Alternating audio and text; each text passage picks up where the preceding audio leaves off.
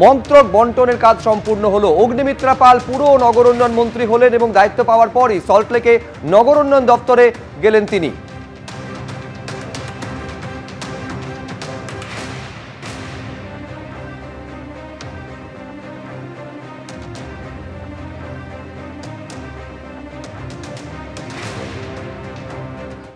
এবং তার সাথে সাথে গঙ্গার দুপাশটা ডেভেলপ করা সবই এই দপ্তরের আন্ডারে।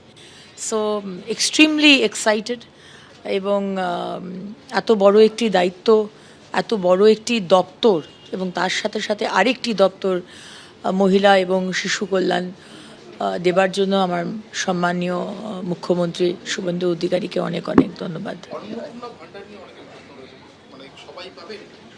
সবাই পাবেন, যারা যারা লক্ষ্মীর ভাণ্ডার পাচ্ছিলেন সবাই অন্নপূর্ণার ভাণ্ডার পাবেন। সবই ডাইরেক্ট বেনিফিট ট্রান্সফারে হবে, কিন্তু দেবার আগে 1 জুন মাননীয় মুখ্যমন্ত্রী বলেছেন 1 জুন থেকে ব্যাংক অ্যাকাউন্টে ঢুকে যাবে। কিন্তু তার আগে আমরা একটি অ্যানালিসিস করতে চাই যে যাদের যাদের নাম কাটা গেছে তারা যদি কেউ পায় তাহলে তো তাদের পাওয়ার কথা নয়। যিনি মারা গেছেন তার তো পাওয়ার কথা নয়, যিনি আমাদের দেশের নাগরিক নন তার তো পাওয়ার কথা নয়। সুতরাং সেই অ্যানালিসিসটা হবে যে যাদের যাদের নাম কাটা গেছে তাদের মধ্যে কতজন লক্ষ্মীর ভাণ্ডার পাচ্ছেন, তাদের নাম কিন্তু বাদ যাবে। এবং আরেকটি মুখ্যমন্ত্রী বলেছেন যারা সিএ এর জন্য অ্যাপ্লাই করেছে এবং যাদের নাম ওই ট্রাইব্যুনালে গেছে তাদেরকে এর থেকে বাদ রাখা হবে আপাতত। কোনো চালু থাকা সামাজিক প্রকল্প বন্ধ হচ্ছে না।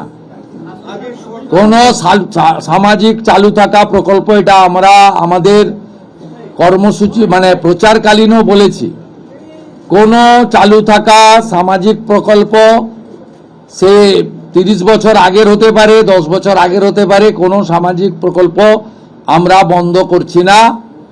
আমরা পেপারলেস অফিসও করব, আমরা সমস্ত পোর্টালগুলোকে আপডেটও করব এবং সমস্ত বেনিফিশিয়ারি ডিবিটির মাধ্যমে, যেটা নরেন্দ্র মোদীজির নেতৃত্বে দেশের সরকার করেছে, ডাইরেক্ট বেনিফিট ট্রান্সফারের মাধ্যমে হবে এবং সবটাই স্বচ্ছতার সঙ্গে হবে।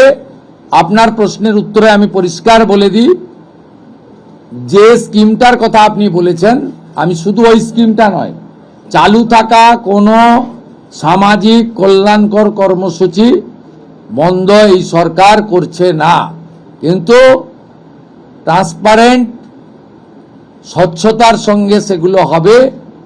কোনো মৃত ব্যক্তি তিনি কোনো সামাজিক প্রকল্পের সুযোগ পেতে পারেন না, আপনিও বলবেন না পাওয়া উচিত নয়। কোনো অভারতীয় তিনি ভারতের কোনো প্রদেশ বা জাতীয় সরকারের কোনো বেনিফিট তার পাওয়া উচিত নয়। রাজ্যের নতুন মুখ্য সচিব হলেন মনোজ আগরওয়াল। তিনি মুখ্য নির্বাচনী আধিকারিক ছিলেন, অর্থাৎ সিইও থেকে মুখ্য সচিব হলেন Manoj Agarwal. Principal resident commissioner করা হলো দুষ্মন্ত নারিয়ালকে। মুখ্য সচিব থেকে দিল্লিতে প্রিন্সিপাল রেসিডেন্ট কমিশনার পদে তাকে একেবারে স্থানান্তরিত করা হলো। আপনারা জানেন যে ভোটের ঠিক আগে মুখ্য সচিব করা হয় দুষ্মন্ত নারিয়ালকে, তার জায়গায় স্থলাভিষিক্ত হলেন মনোজ আগরওয়াল। এবিপি আনন্দ, এগিয়ে থাকে, এগিয়ে রাখে।